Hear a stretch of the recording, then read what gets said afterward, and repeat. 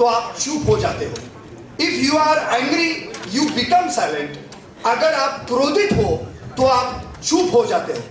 If you are ashamed you become silent, अगर आपको शर्म आती है तो आप चुप हो जाते हो।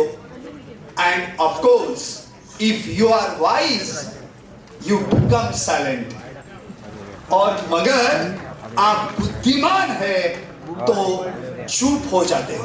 इस मंच पर दो विभिन्न व्यक्तित्व है, एक राजनीतिक और एक आध्यात्मिक। राजनीतिक माने माननीय श्री देवेंद्र जी फडणवीस और आध्यात्मिक माने गुरुदेव श्री श्री रविशंकर। लेकिन ये दोनों व्यक्तित्व हमें यही सिखाते हैं, राह में चाहे कितनी भी बाधाएं आए, चाहे कुछ भी हो जाए, अगर आप बुद्धिमान है तो शांत रहना सीखिए, शांत रहिए।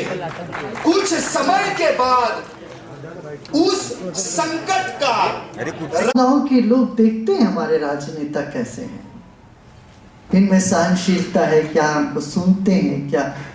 और ये आसान काम नहीं है, ये बिल्कुल भी आसान काम नहीं है।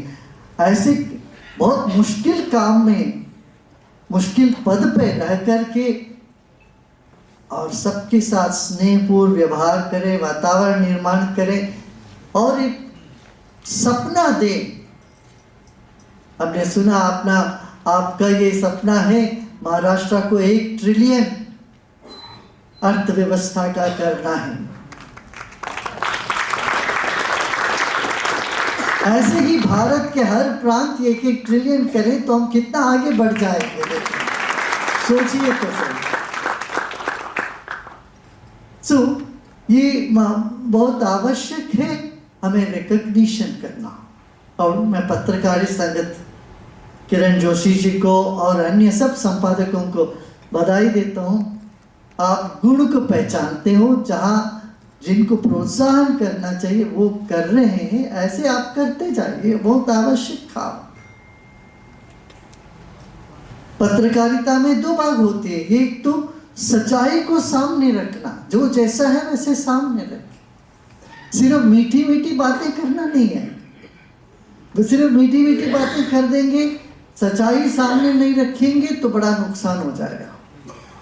सच्चाई को सामने रखना, मगर कभी कभी सच्चाई बहुत अंधेरा, निराशा का पैदा कर देता है। उस निराशा से बाहर आने के लिए प्रोत्साहन पूर्व काम भी करना। मराठी पत्रकार संघ इस काम में भी पूरा लगे हुए हैं। जगह जगह जहाँ पर भी कोई अकाल है, कोई समस्या है, ये सिर्फ वहाँ की सच्चाई नहीं बताते हैं, सहयोग भी करते हैं वहाँ राहत काम में। ये बहुत बड़ी बात है। तो सहयोग करना और सत्य को सामने रखना, ये दोनों बात है। और आपने इस सत्य को पहचाना है, ऐसे हमारे प्रिय देव बाबू को पहचाना है। ये देश बाबू भी है, देव बाबू और देवताओं के भी भाव है।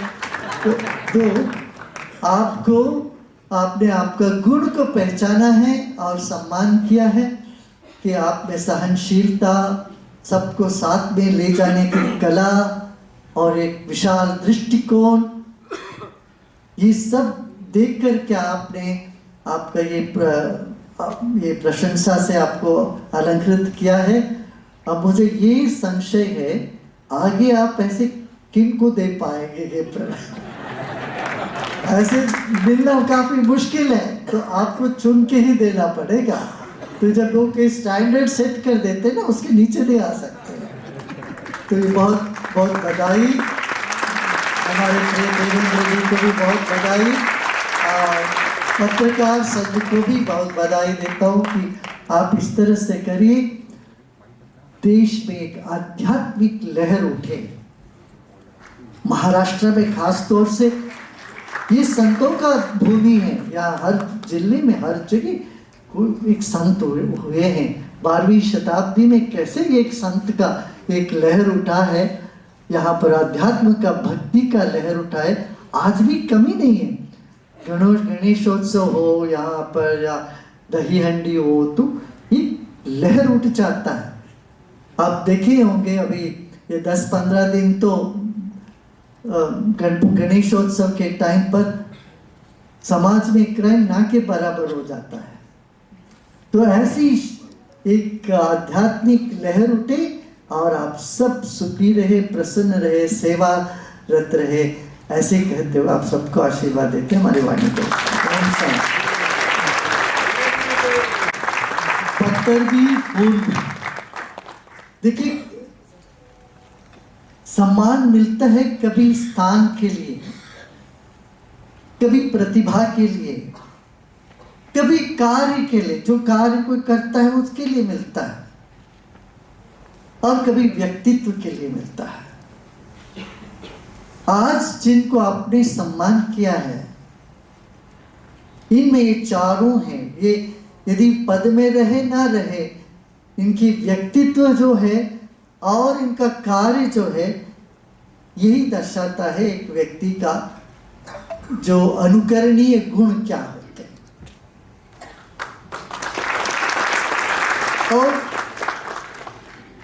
प्रसन्न रहना, एक पद में रह के प्रसन्न रहना, ये अपने आप में एक अचीवमेंट है। ये जो सारी बातें हैं, ये एक निदर्शन देता है। देखिए भारत में इस तरह की फिनिक्स सम्मान से हमारे देव बाबूजी को करने वाले हैं सम्मान। कल ही गणपति को विदा किया, आज गुरु जी को बुला लिया। देखिए समाज के, प्रजातंत्र के 4 स्तंभ होते हैं। एक तो पत्रकारिता, दूसरा सरकार, तीसरा है धार्मिक संस्थाएं, धर्मगुरु, चौथा है व्यापार मंडल। ये चारों स्तंभ अपने दूर दूर रहेंगे तो एक छत को पकड़ के रखता है। स्तंभ पास आ जाए तो छत गिर जाता है, छत नहीं रह सकता।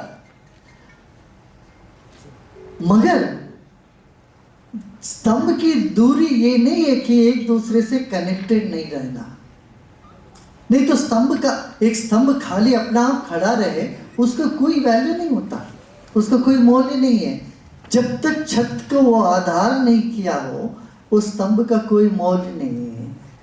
इस तरह के आज देखिए पत्रकारिता से और संतों से प्रशंसा सुनना इतना आसान नहीं है। फूल भी मिलता, खास